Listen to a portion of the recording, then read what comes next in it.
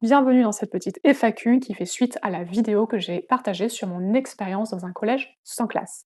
Je m'appelle Chloé, je suis prof dans le secondaire depuis 2012 et je partage ici mon expérience et mon expertise. Première question, les élèves restent-ils toujours 4 ans dans le collège sans classe? Est-ce qu'ils peuvent rester plus? Est-ce qu'ils peuvent rester moins? Les élèves faisaient globalement les 4 années du collège, sauf pour certains qui avaient déjà une acquisition des compétences très avancées et qui du coup éventuellement pouvaient le faire en 3 ans au lieu de 4.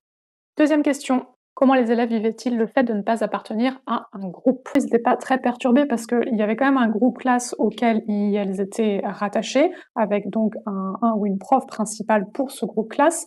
Et globalement, ce groupe changeait peu, à part dans certaines matières où certains ou certaines élèves allaient être dans un autre groupe. Donc ça nécessitait une petite adaptation quand même, mais il y avait tout de même ce groupe classe auquel ils étaient rattachés. Troisième question, est-ce que le fait que les cours d'une même matière doivent avoir lieu en barrette nécessitait d'avoir plus de profs? Pour nous, ça ne nécessitait pas plus de profs, sachant que c'était un établissement qui faisait collège et lycée. Donc nos heures qu'on avait avec un niveau de collège étaient complétées par des heures en lycée. Si ça avait été effectivement uniquement sur un petit collège, là, ce serait compliqué a priori. C'est un peu frustrant si on avait envie d'avoir plus du collège et moins de lycée, ou si on avait envie d'avoir et des quatrièmes et des troisièmes, et finalement on ne peut avoir que soit des quatrièmes, soit des troisièmes, encore une fois, puisque pour que les élèves puissent changer de groupe de besoin, il faut que tous les cours d'une même matière se passent à la même heure, le même jour, pour que ça ne change pas leur emploi du temps. Quatrième question.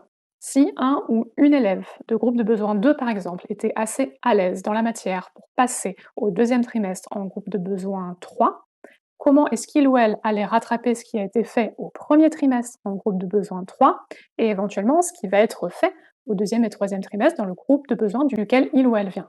Déjà, si on décide de le faire passer en groupe de besoin 3, c'est qu'on estime que même si on n'est qu'au deuxième trimestre, on estime qu'il a déjà toutes les compétences en fait nécessaires pour passer au groupe de besoin suivant sans avoir fait l'intégralité du programme du groupe de besoin précédent. Ensuite, évidemment, il arrive dans un groupe de besoins où il a manqué tout un trimestre, et là, on était censé pouvoir proposer un classeur qui rappelle les notions importantes qui ont été vues au trimestre précédent et que l'élève va pouvoir travailler.